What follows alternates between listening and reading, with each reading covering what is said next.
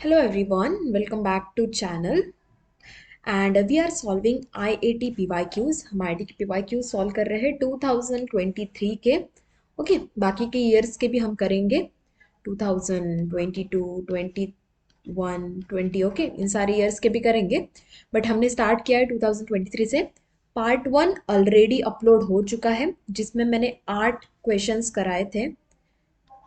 8 questions हमने जिसमें किए थे। ओके नहीं देखा है तो वो देख लीजिए।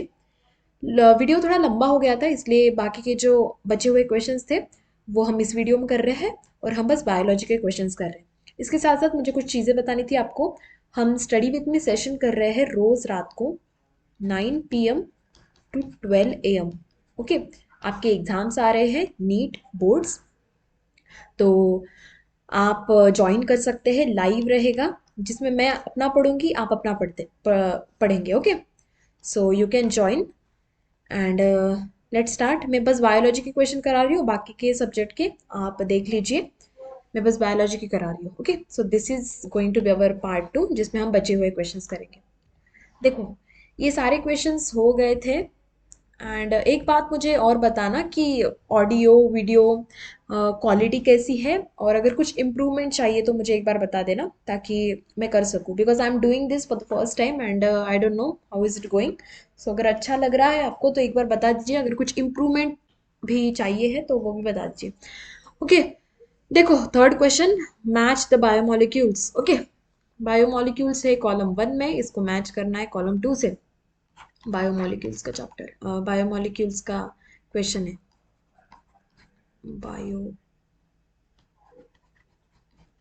बायोमोलिक्यूल्स बायोमोलिक्यूल्स चैप्टर का क्वेश्चन है। ओके देखो सीधा फैक्ट बेस्ड क्वेश्चन है। फैक्ट क्या ही है, सीधा सीधा। अगर आपने ये अगर पढ़ा है, if you have read it then आपका हो जाएगा, अगर नहीं पढ़ा है तो नहीं हो जाएगा। मैं ऐसे क्वेश्चन के लिए बायो मैथ्स वालों को बोलती हूँ स्पेशली कि आपका हो जाएगा, क्योंकि ऐसे अगर डायरेक्ट क्वेश्चन आते हैं, आपने अगर एक दो बार भी पढ़ा है इन सारी चीज़ों को तो वो आ जाएगा। देखो ये डायरेक्ट क्वेश्चन है, इसमें कंसेप्ट कुछ नहीं है, कंसेप्ट कुछ भी नहीं है इसमें। ओके तो देखो हमें मैच करना है सीधा सीधा। अब इसमें मैं क्या ही कंसेप्ट बताऊँ, अगर आपको पता है तो पता है। देखो इन्यूलिन, इन्यूलिन जो है इन्यूलिन जो है वो एक होमोपॉलीमर है। होमोपॉलीमर है ओके। इन्यूलिन अपना होमोपॉलीमर है फ्रुक्टोज का, तो ये हो जाएगा इसके साथ। ओके अब देखो लेक्टिन जो है वो एक सेकेंडरी मेटाबोलाइट है। हम सीधा तो नहीं कर सकते but it kind of work as a secondary metabolite, तो ये फर्स्ट के साथ जुड़ जाएगा।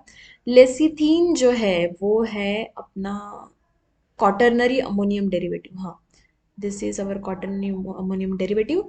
एंड इंसुलिन जो है वो एक हेट्रोपॉलीमर है। ओके तो पी का 4 क्यू का 2 R का 1 एंड S का 3। Okay so this is going to be our answer. Okay सीधा सीधा क्वेश्चन था, इसमें मैं कुछ नहीं बता पाऊंगी extra. Okay so next question ये हमने कर लिया था कल।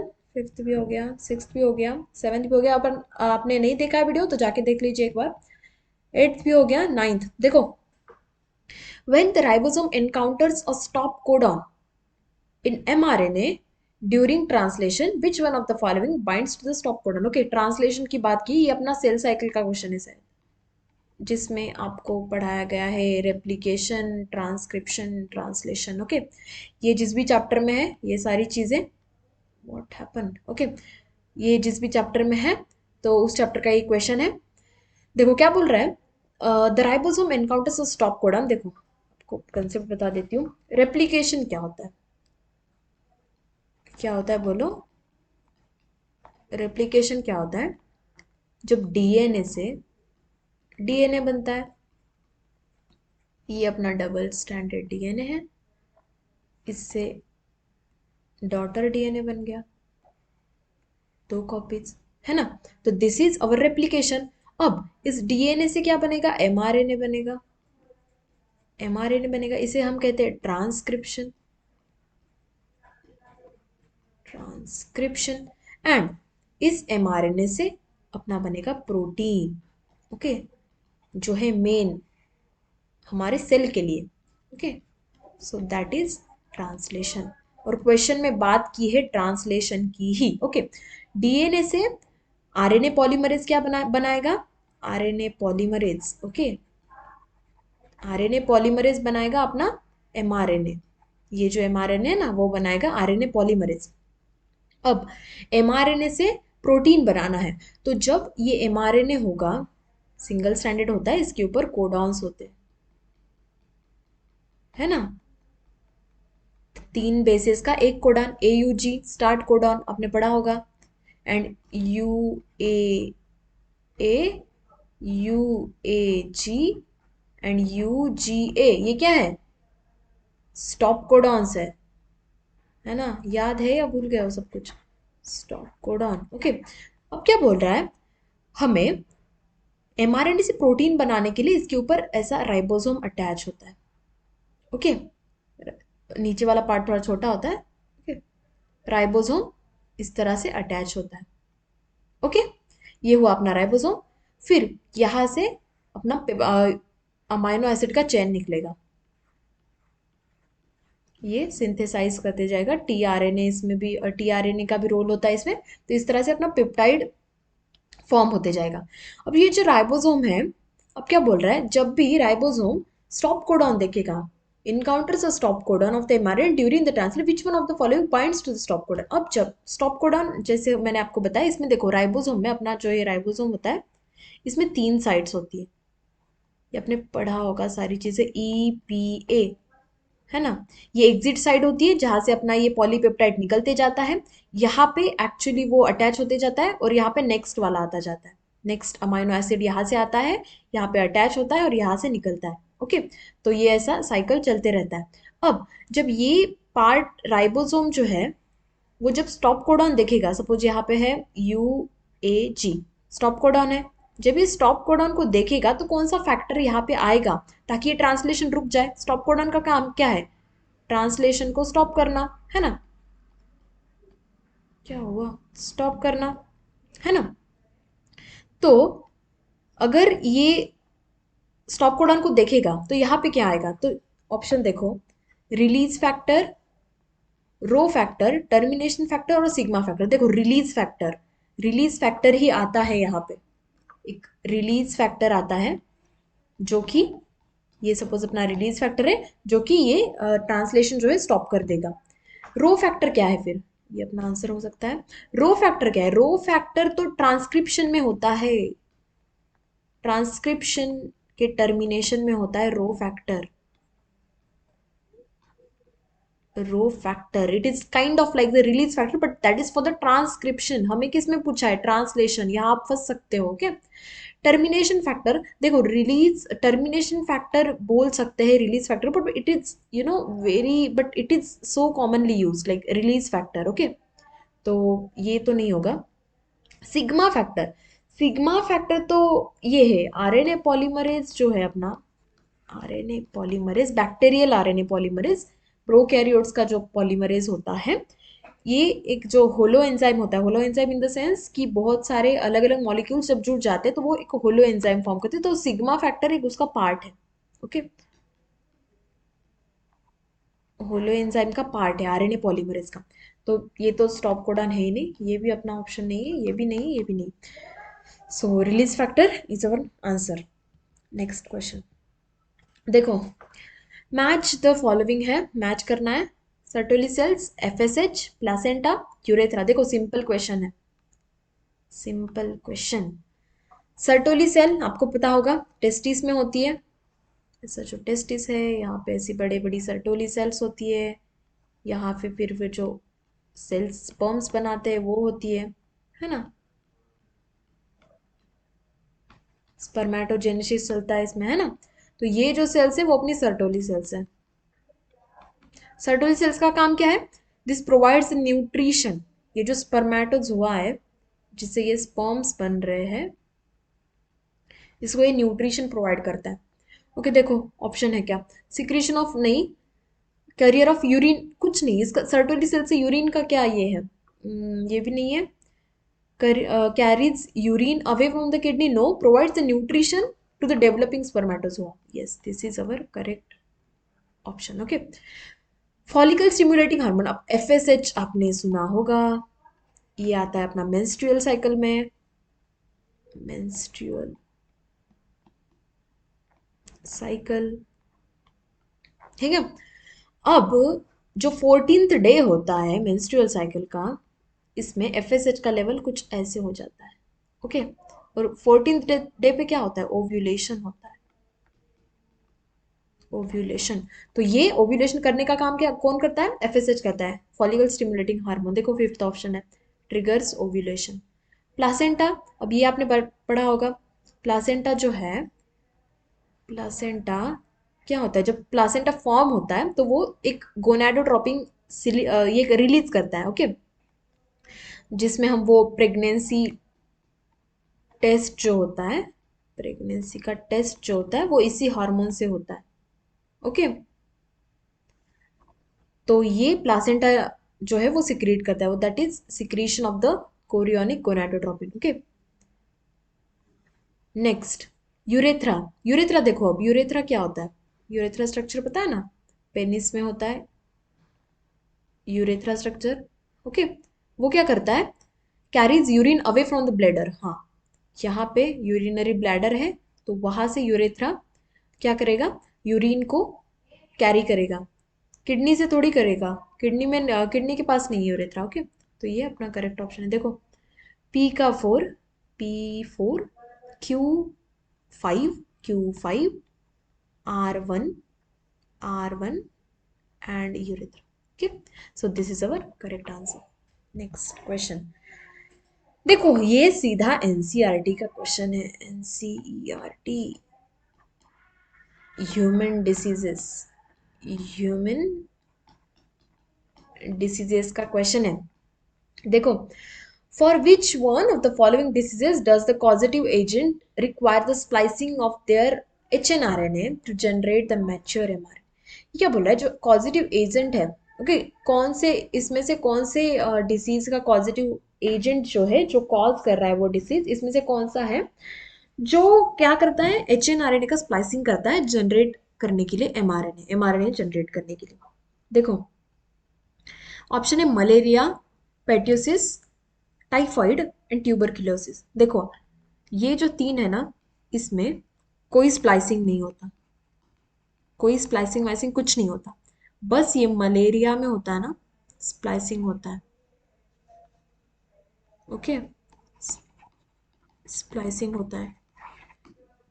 ओके, ये तो क्या, ये तो डायरेक्ट क्वेश्चन था, अगर कोई मैथ्स वाला स्टूडेंट भी इसको पढ़ लेता तो उसको सीधा आ जाता। सो this is very direct question, very direct fact based question था। ओके, हाँ अब मुझे ये बताना आप कमेंट्स में, मलेरिया कौन कॉज करता है, पेट्यूसिस कौन कॉज करता है, टाइफाइड कौन कॉज करता है और ट्यूबरकुलोसिस कौन कॉज करता है। ओके, ये बताना आप मुझे कमेंट्स में, देखती हूँ आपको कितना याद है। नेक्स्ट क्वेश्चन भाई, आई थिंक इजीएस्ट क्वेश्चन। देखो ये आपका बायो का तो है ही, बायोमोलिक्यूल्स का है आई गेस, बट केमिस्ट्री में भी आपने अगर पढ़ा होगा तो आपको आ जाएगा। देखो डायग्राम रिप्रेजेंट्स एन एंजाइम, ये जो डायग्राम है वो एक एंजाइम है, it's substrate and potential inhibitors, ये जो है सारे उसके सबस्ट्रेट, ये उसका सबस्ट्रेट है और ये है उसके इनहिबिटर्स, इनहिबिटर्स, इनहिबिटर। अब देखो, अब यहाँ पे इनहिबिशन की बात की है, इनहिबिशन क्वेश्चन देख लेते हैं, which one of the following combination is the best pair of competitive inhibitors for enzyme. अब देखो कॉम्पिटिटिव इनहिबिटर क्या होता है, इनहिबिशन ना दो तरह के होते हैं, competitive, competitive and non competitive.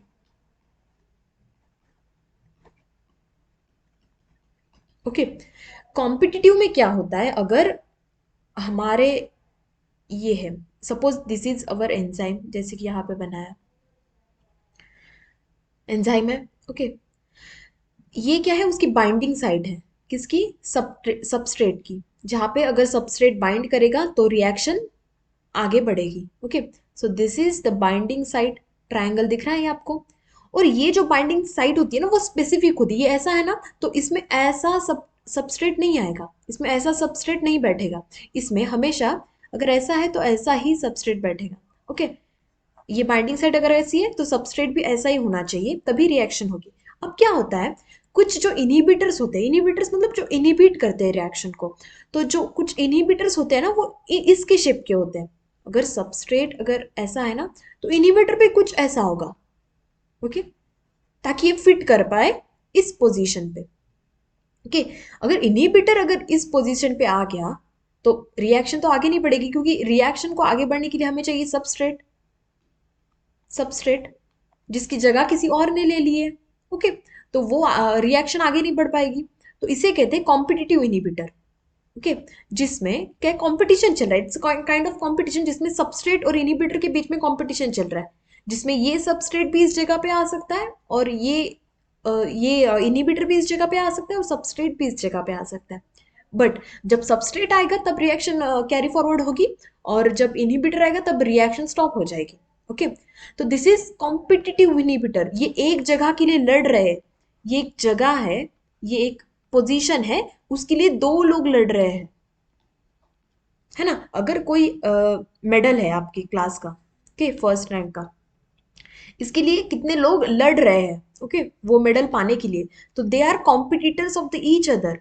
Okay, but ये हुआ अपना कॉम्पिटिटिव इनहिबिशन। अब देखो नेक्स्ट जो टाइप ऑफ इनहिबिशन है वो है नॉन कॉम्पिटिटिव। नॉन कॉम्पिटिटिव में क्या होता है, देखो कोई कंपटीशन नहीं है, सबस्ट्रेट और इनहिबिटर के बीच में कोई कंपटीशन नहीं है। अगर अपना ऐसा है एंजाइम, ओके, तो अपना जो इनहिबिटर होगा वो कुछ ऐसा होगा जो दूसरी साइड पे लगेगा, यहाँ पे नहीं लगेगा, उसको इस साइड से कुछ लेना देना नहीं है। बट जब इनहिबिटर इस साइड पे लग जाएगा, अगर इनहिबिटर है अपना ऐसा गोल और ट्रायंगुलर है अपना सबस्ट्रेट, पर अगर इनहिबिटर इस साइड पे लग जाएगा तो वो इस साइड के शेप को, इसका जो कन्फर्मेशन है वो चेंज कर देगा।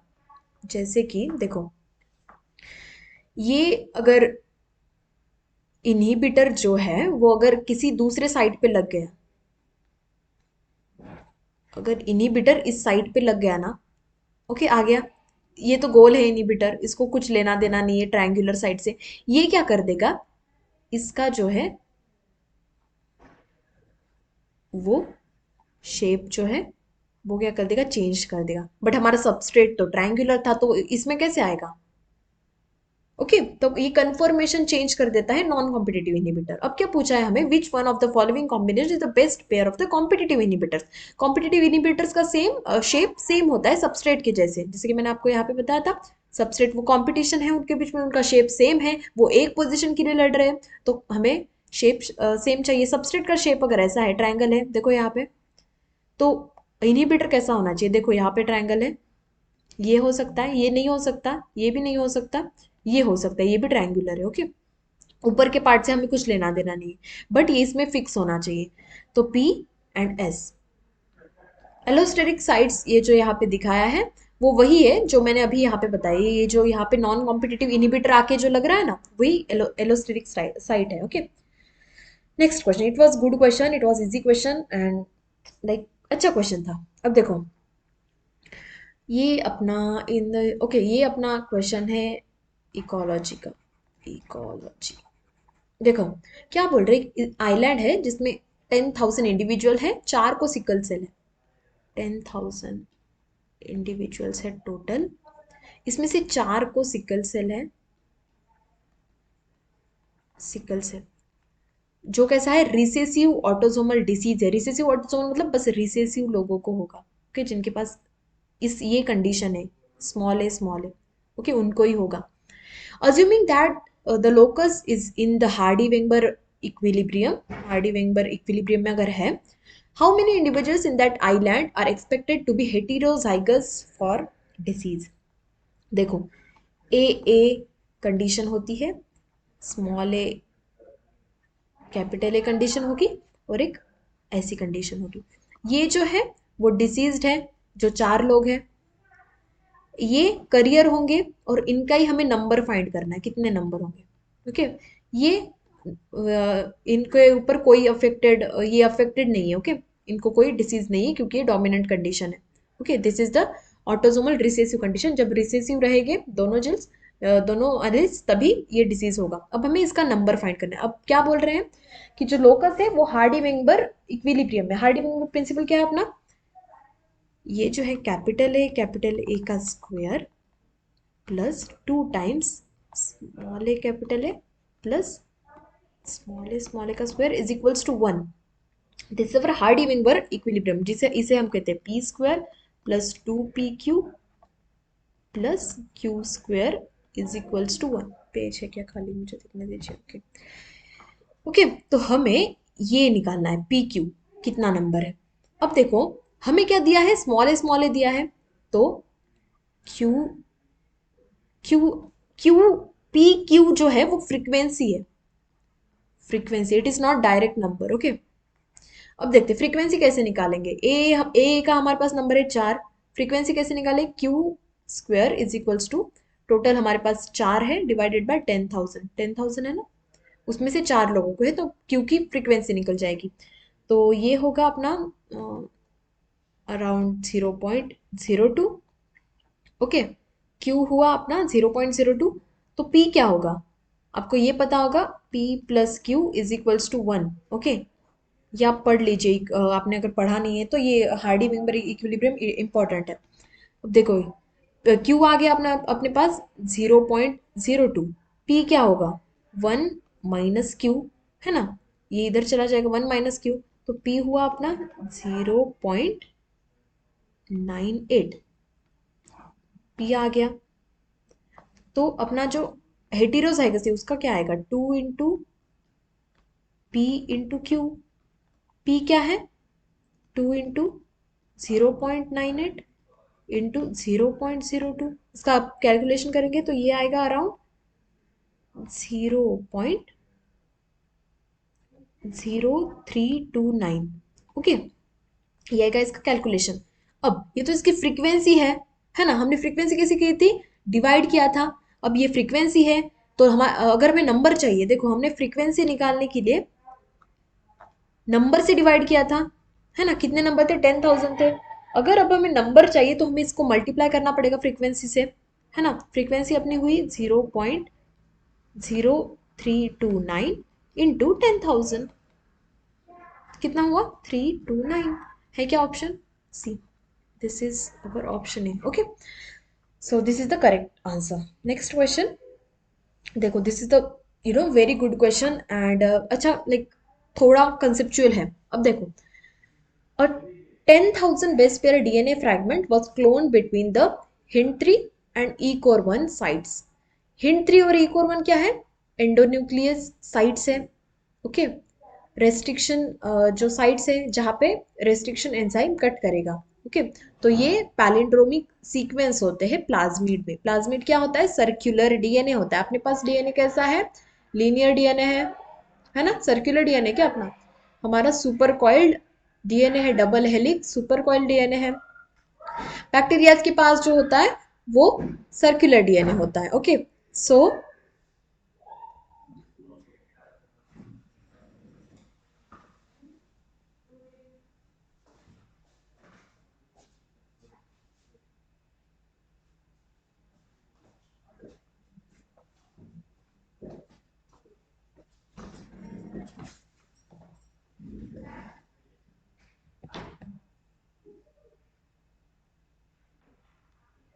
जिसे हम कहते हैं प्लाज्मिड। ओके, अब ये जो है वो साइड से इसके ऊपर जहां पे एंडोन्यूक्लियस कट करेगा।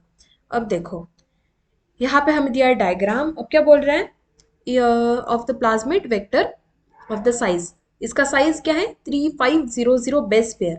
डीएनए का जो साइज होता है वो हमेशा हमें बेस पेयर में दिया जाएगा। Okay, the clone fragment had not one side as shown in the figure, इसके पास एक नॉट वन साइड भी है। In order to confirm the presence of insert, recombinant plasmid was digested, okay, completely with the not one ECOR1 and not one HINT3।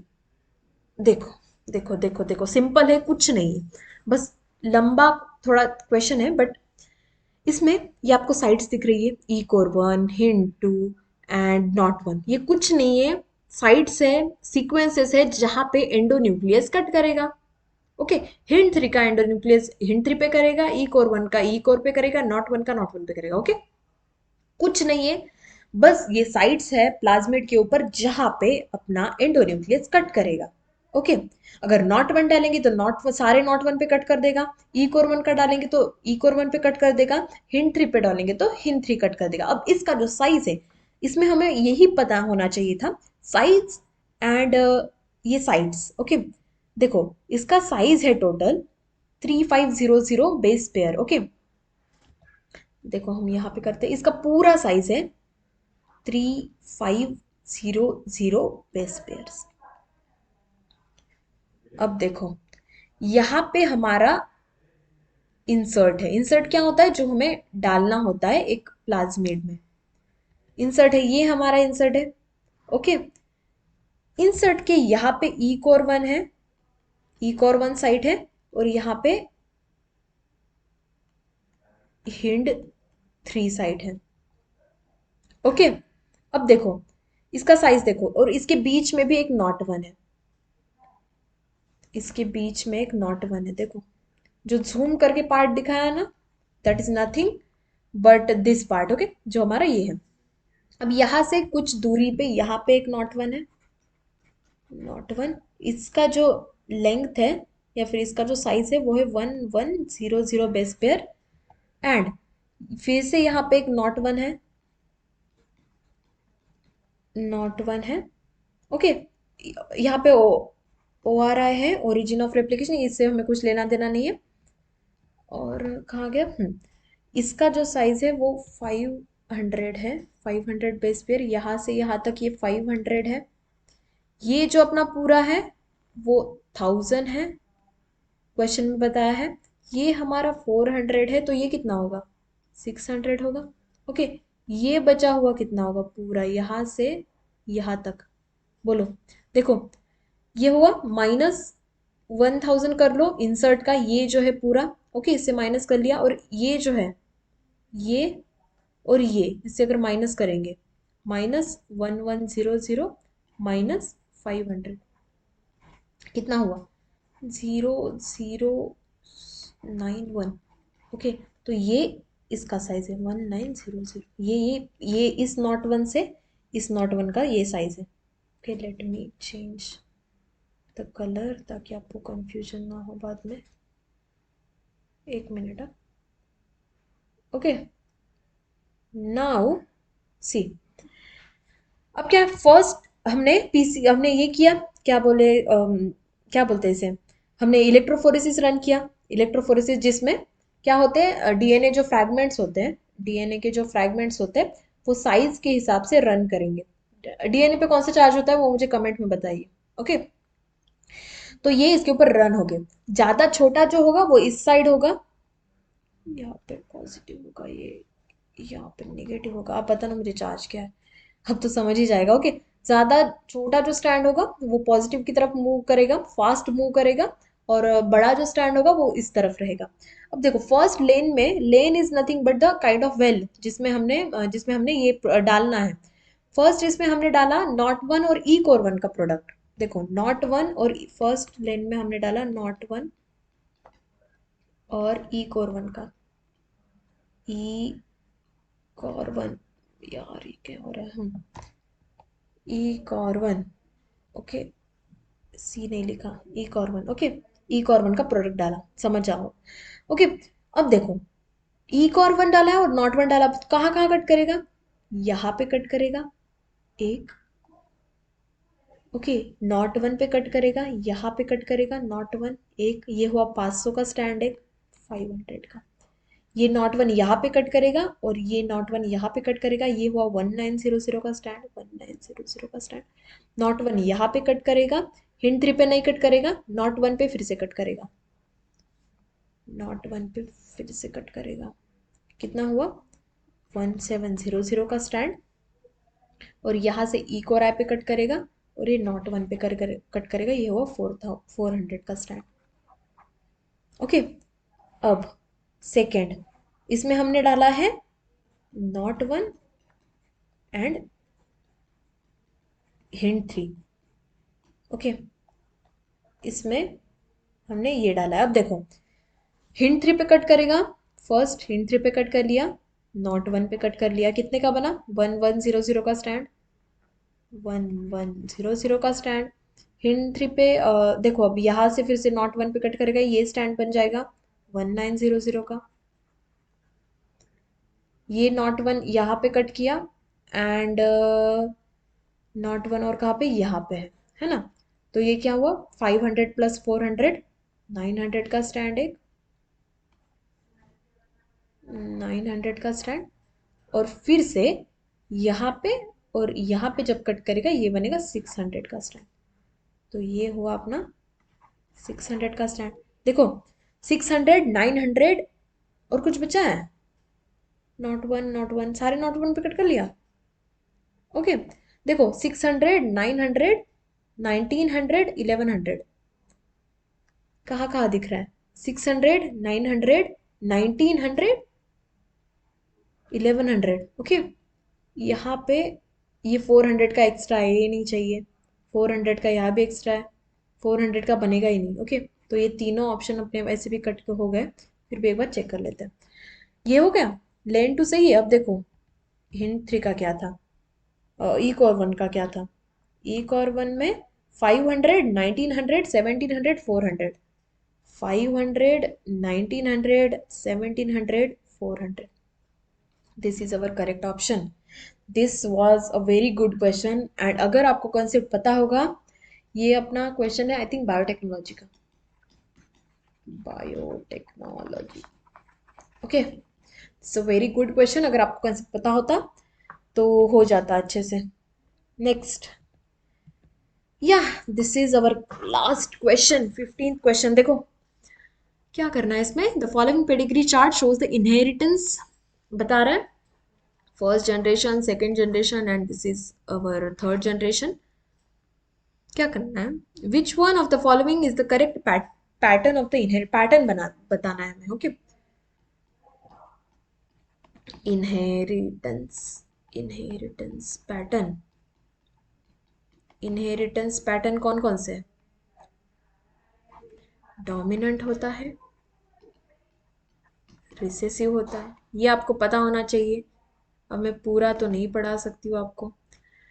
Dominant में आपको autosomal होगा और एक एक्स लिंक्ड होगा, इसमें भी ऑटोसोमल होगा और एक्स लिंक्ड होगा। अब हमें बताना है कि ये जो दिया है वो कौन सा पैटर्न है।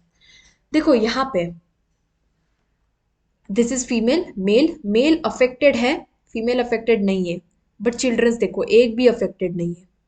ओके सपोज अब हम देखो चिल्ड्रन एक भी अफेक्टेड नहीं है, तो ये अफेक्टेड नहीं है, फीमेल अफेक्टेड नहीं है, मेल अफेक्टेड है। मतलब इसका मतलब क्या हुआ, अगर मेल जो है वो अगर डोमिनेंट होता, अगर एक्स, एक्स वाई नहीं लेते हम, ए लेते, ए होता तो जो, और अगर फीमेल हमारी डोमिनेंट है, डोमिनेंट तो हो नहीं सकती, लाइक सी लेट मी, एक मिनट आप इरेज करने दो मुझे। देखो अब आपको ये बात आपको पता होनी चाहिए, आप कुछ फीचर्स होते हैं जैसे कि डोमिनेंट ऑटोसोमल जो होता है ना वो जनरेशन स्किप नहीं करता है, जनरेशन स्किप नहीं करता है, और जो रिसेसिव जो होता है वो जनरेशन स्किप करता है, जनरेशन स्किप करता है। अब यहाँ पे देखो यहाँ पे डिसीज है, एक जनरेशन में डिसीज है, इस जनरेशन में डिसीज नहीं है, इस जनरेशन में डिसीज नहीं है, एंड सेकेंड सॉरी सेकेंड में नहीं है और थर्ड में है, तो स्किप हुआ जनरेशन। नेक्स्ट थिंग यहाँ पे देखो इस वाले में दोनों पेरेंट्स को नहीं है, दोनों पेरेंट्स को जो है वो डिसीज नहीं है, पर फिर भी ये जो अपना ये है ऑफस्प्रिंग है उसमें डिसीज है। इसका मतलब इसमें से कोई तो एक करियर होगा या दोनों करियर हो सकते हैं, बट अगर दोनों करियर होते, सपोज ए करियर होता है और ए अगर दोनों करियर होते तो देखो ये होता ऐसा, ये होता, तो इसमें एक डोमिनेंट, एक तो एक करियर होता और बट हमें अफेक्टेड चाहिए, अफेक्टेड के लिए हमें रिसेसिव चाहिए।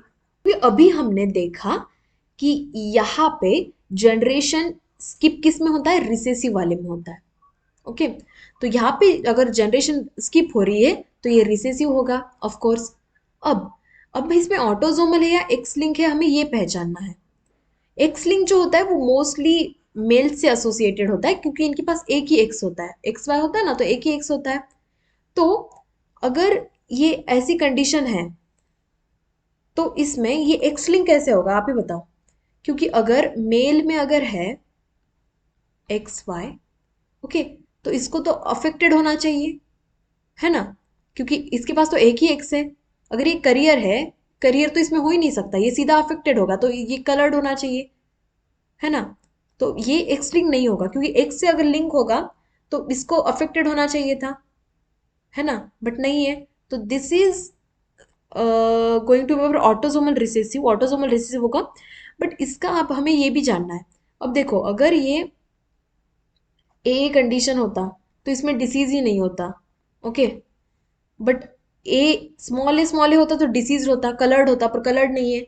तो हेटेरोजाइगस हो सकता है ना, हेटेरोजाइगस हो सकता है ना, ए हो सकता है, समझा, ए हो सकता है, समझा। Is it clear? देखो, यहां से हमने स्टार्ट किया, स्टार्टिंग से स्टार्ट किया कि जनरेशन स्किप हो रहा है, जनरेशन स्किप हो रहा है, ये किसका फीचर है, ये अपना रिसेसिव का फीचर है ना। अब रिसेसिव का फीचर है तो रिसेसिव में भी दो दो है, एक्स लिंक और अपना ऑटोसोमल। एक्स लिंक्ड अगर होगा, क्योंकि एक्स लिंक्ड अगर होता है तो मेल की प्रोबेबिलिटी ज्यादा होती है। लाइक अगर एक्स लिंक्ड है तो इस इनके पास बस एक्स वाई होता है, अगर ये इसके पास अगर ये है और ये एक्स एक्स होता है, ओके। अगर इसके पास भी है एक, ओके, अज्यूम कर लेते हैं। तो अगर डॉटर, हमें अगर ये चाहिए, डॉटर है ना, सर्कल है जो फील हुआ हुआ है, डॉटर क्या है, डॉटर को डिसीज है, तो इस तरह से कंडीशन चाहिए। क्योंकि अगर डॉटर के पास एक्स एक होता तो ये तो करियर होती, इसके पास ये नहीं होता, ये अफेक्टेड नहीं होती, बट ये तो अफेक्टेड है तो इसको दोनों चाहिए, दोनों एक्स ऐसे आ सकते हैं, बट ये तो डिसीज नहीं है। हाँ, ओके, तो ये एक्स लिंक नहीं होगा, okay, this is not X link, समझा। सो हाँ, तो हमारा option first going to be our answer. Okay, सारे क्वेश्चन करा दिए मैंने आपको, देखो। ओके, सारे क्वेश्चन हो गए। अब अगर आपके कुछ डाउट्स है तो मुझे बताइए कमेंट्स में। कैसा लगा मुझे बताइए, कुछ इम्प्रूवमेंट्स की अगर आपको ज़रूरत है तो बताइए, और ऐसे ही हम करते जाएंगे बाकी सारे ईयर्स के भी क्वेश्चंस। ओके, चलो। और टेलीग्राम, अगर आपको ये पीपीटी चाहिए तो टेलीग्राम चैनल ज्वाइन कीजिए, चाहिए कि नहीं वो बता दीजिए पहले, तो मैं सेव कर लेती हूँ उसको, वरना डिलीट कर दूंगी। ओके, उसके लिए फिर टेलीग्राम चैनल ज्वाइन कर लेना, लिंक डिस्क्रिप्शन में है। I will see you soon in the next video. चलो, till then take care of your self, keep learning and stay fabulous, bye bye.